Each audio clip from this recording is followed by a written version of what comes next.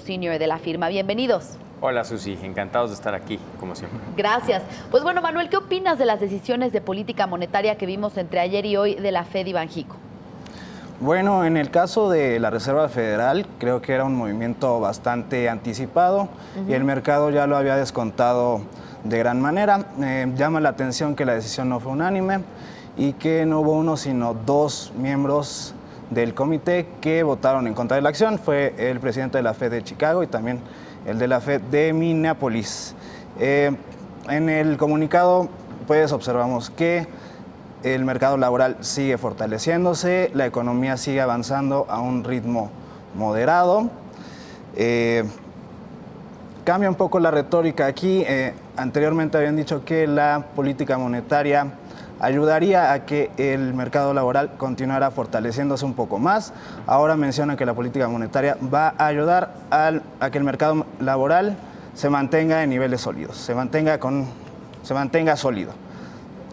La gran incógnita aquí sigue siendo la inflación, que se resiste a subir, sigue estando en niveles bajos y bueno, será labor del nuevo presidente de la Fed el año que viene. Jerome Powell, así es. Jerome Powell.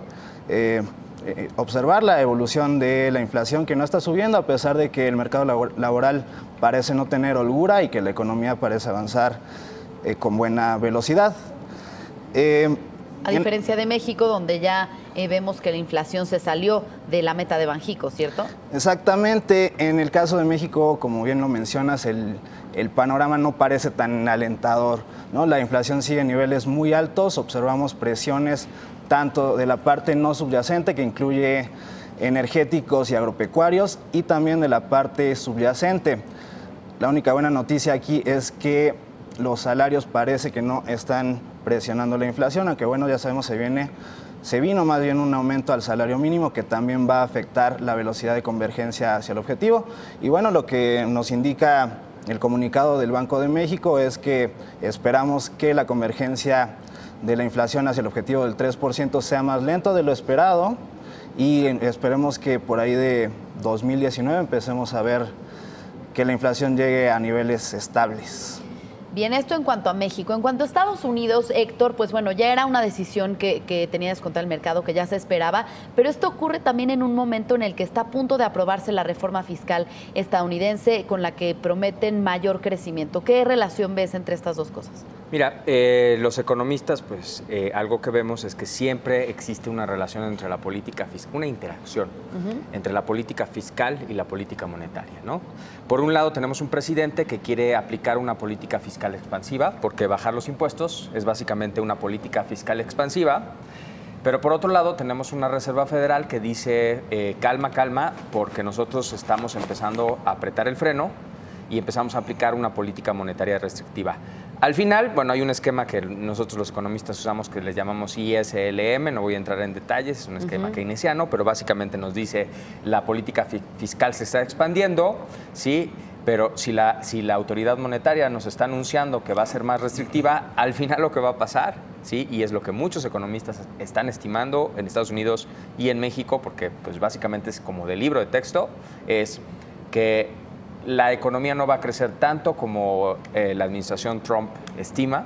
De hecho, se estima que pueden ser 20 o 40 puntos base de aceleración en el crecimiento, que es, digo, en miles de millones de dólares es mucho dinero, pero realmente no es tanto, ¿sí? Pero con mayores tasas de interés, ¿no? Entonces tienes política fiscal expansiva, política monetaria restrictiva, mayores tasas de interés. Ahora, aquí lo que dice Manuel del comportamiento de la inflación, creo que es lo que le da un poquito más de margen de maniobra a la autoridad monetaria para no ser tan restrictivo, ¿sí? Entonces, vamos a ver qué pasa, pero desde ese punto de vista creo que muchos economistas no están tan optimistas sobre el efecto que pueda tener realmente la política fiscal expansiva. Claro. Oye, y sobre este margen que decías en las tasas, pues se creía que en México, al haber elevado tantas veces la tasa de interés, pues teníamos cierto margen con respecto a la Fed, donde había una brecha muy grande, pero pues no, otra vez fuimos reactivos ante la decisión de la Fed, ¿cierto? Así es correcto. Al final, bueno, pues así como no podemos desvincular la política fiscal de la política monetaria, la política fiscal monetaria en México también tiene que estar muy vinculada a la política monetaria en Estados Unidos y lo mismo aplica para la política fiscal en México con respecto a la política fiscal en Estados Unidos, ¿no? Al final, ¿qué va a pasar? Política monetaria restrictiva en Estados Unidos implica que México va a tener que ser más restrictivo.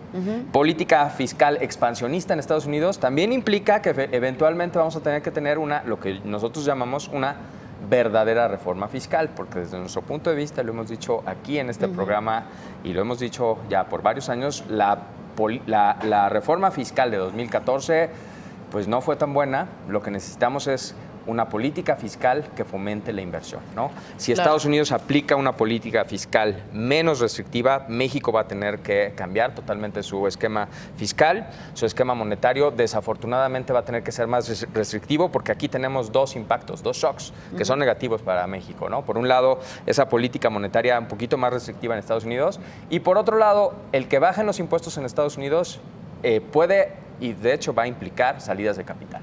Por lo tanto, Banco de México va a tener que ser el doble de restrictivo, ¿sí?, de lo que podría haber sido en otras circunstancias. Es decir, Banco de México efectivamente no solo no está siendo proactivo, ¿no? Tal vez lo fue en algún momento bajo Carstens, pero yo creo que por eso uno de los miembros de la Junta de Gobierno no estuvo de acuerdo. No estuvo de acuerdo y quiso subir la tasa en 50 puntos base y no en 25 puntos base, porque él se da cuenta que 2018 va a estar complicado, que el tipo de cambio está recibiendo demasiados impactos, shocks, ¿no? Que hay mucha volatilidad en el tipo de cambio y que si Banco de México no se pone un poquito más proactivo, ¿sí? Pues a lo mejor pierde control. No creo que suceda, ¿no? Pero es una posibilidad. Entonces, ¿qué se espera precisamente en términos de política monetaria si, como mencionabas, Manuel, hasta el 2019 ya podríamos ver la inflación que converja hacia niveles de 3% más o menos como meta de Banjico?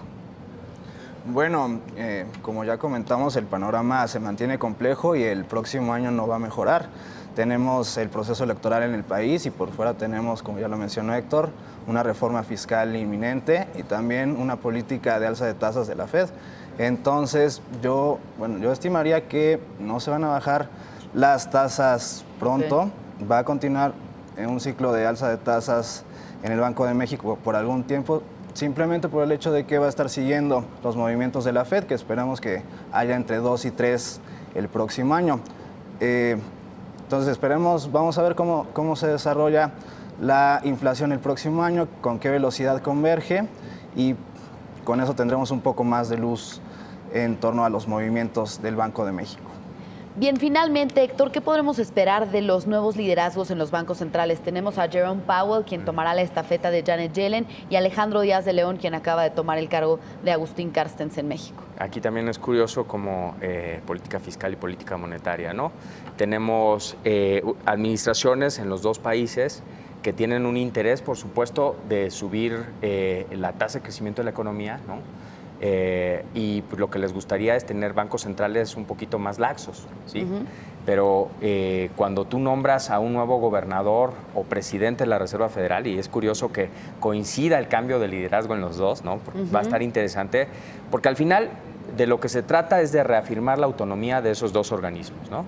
Entonces, tanto Díaz de León como Powell, los dos van a tener que mandar señales muy fuertes, ¿no? En caso de duda, yo subo la tasa de interés, ¿sí? En caso de duda, prefiero subirla que dejarla o que bajarla. Es decir, ceteris paribus, como decimos los economistas, yo esperaría una política monetaria un poquito más restrictiva, dado que hay un cambio de liderazgo. ¿Por qué? Porque una vez que llegas a esa posición, que es bien importante, ¿no? Y que a lo mejor el presidente que te nombró piensa que te puede controlar, lo cual es falso, porque para eso sirve la autonomía, ¿sí? Entonces, la señal que tú debes enviar a los mercados es, aquí mando yo, la política monetaria la fijamos nosotros en el Banco Central. ¿Y hay algún tope que ustedes ven en la política monetaria de México con estas alzas? ¿Hasta dónde podría llegar la tasa? Mira, una economía abierta y pequeña, ¿no?, como es México, pues desafortunadamente no tiene tanto margen de maniobra, ¿sí?, cuando tiene un socio comercial tan importante como es los Estados Unidos. Es decir, México de alguna forma sí tiene que seguir los pasos de Estados Unidos, ¿sí? y a lo mejor ser un poquito más restrictivo que Estados Unidos. Desafortunadamente, como dijo Manuel ya, 2018 es un año muy complicado desde muchos puntos de vista, ¿no? Reforma fiscal en Estados Unidos, nuevo liderazgo en la Reserva Federal, elecciones en México, elecciones para Congreso en Estados Unidos. Telecán continúa la renegociación. Exacto, continúa la renegociación del Telecán, es decir, está complicado. Pero hay que mantenernos optimistas, ¿no? Hace rato fuera del aire me decías perspectivas de crecimiento. Desafortunadamente, en México siempre empezamos los economistas, no nosotros, otros, con perspectivas de crecimiento del 4%. Y conforme va pasando el año, no, terminamos cerrando en 2%. 2%. Yo creo que aquí mejor vamos empezando con una perspectiva del 2%, 1.9%. Y esperemos puede crecer. Si otra vez, reitero, si el TLC se renegocia bien y si los resultados de las elecciones, tanto en México como en Estados Unidos, son positivos para México, whatever that means, ¿sí? Yo sí pensaría que la segunda mitad del año puede ser mucho mejor que la primera. La primera va a ser muy complicada. Pues esperemos, ya lo estaremos analizando el próximo año. Muchas gracias, Héctor Romero, director general de Signum Research, y Manuel González, analista cuantitativo senior de la firma, por este análisis de la decisión de Banco de México de incrementar 25 puntos base su tasa de interés y también el movimiento que hace ayer de 25 puntos base hacia arriba la Reserva Federal de Estados Unidos. Muchas gracias. Gracias a ti, Susi. Gracias. Gracias. Y bueno, precisamente los inversionistas continuaron mostrando apetito por los riesgos después de esta decisión de política monetaria de Estados Unidos, y la bolsa local reaccionó a la decisión sobre la tasa de